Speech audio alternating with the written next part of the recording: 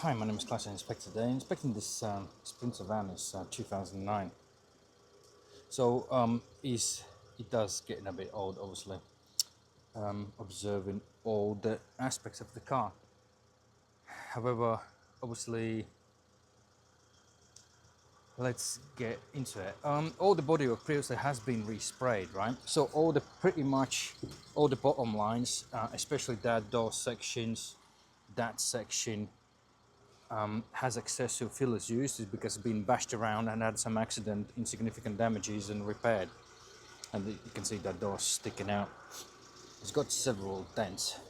That seal section as well has been previously repaired. So it has some rust spots on the roof. This side window got plastic, it's got cracks on it. That corner top on the right has been repaired as well. All the bottom section of the doors has been significant fillers used on them, and they had some accident damages. The bumper is damaged on this corner. There's also some sort of dent. That side door has some dents on it too. Obviously, it is a more likely highway vehicle, which been converted at some point as a camper. So as this side, excessive fillers used. This side, excessive fillers used. Over there, whole this side has excessive fillers used in the midsection and resprayed.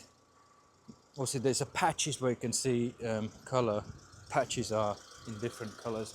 You are aware of those. That roof section has been resprayed as well. Color is different colors. Still, rust spots are visible more on the top section of the roof. The roof is dirty. Advised to clean it. There is solar panels on it. More likely advised to redo the silicons there so you don't get some sort of leak somewhere. So it's on that canopy thing. Oh, tires are fine, brakes are fine. This section is loose. All the bumper section, those wheel arches, half of them are broken and it's not fitted, so it's a bit loose bumper. But obviously everything is sort of unusable for the age, you know. Incorrectly fitted headlights, so that needs to be sorted out. There are various overspray marks in those sections as well. The loose front grille needs some securing. That is the bodywork. Suspension is fine. Advisory rear track rod bushes.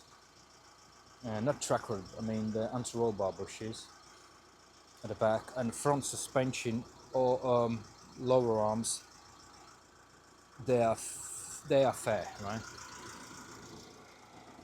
Well, it starts appearing uneven tire wear slightly, so recommend tracking. So as the rear bushes on our leaf springs are weak as well. Also due to the heavy conversion, and heavy conversions always gets the extra load on the suspension over there. Regards to engine, there are leaks, there are previous repairs done, then nothing is cleaned up, so there's a soundproofing which is soaked with the oil, so that around the turbo and around this side is quite a bit of oil. There is a bit of oil around developing on back of the power steering, on a power steering pump, near the power steering pump pulley, right? So there might be the seal, or unless they've been doing something, again the oils are there. So everything needs to be cleaned up, monitored, and taken from there. So it's around the turbo as well.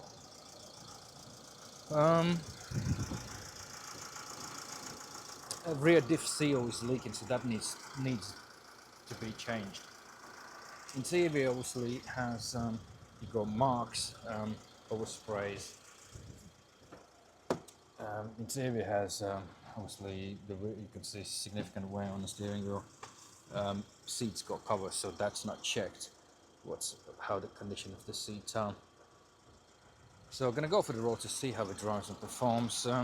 There was no abnormal fault clearances, nothing abnormal in the engine management system at this point. However, number 4 injector is on a borderline, so at some point you would need to more likely do all injectors. There has been DPF and exhaust system replaced at some point as well.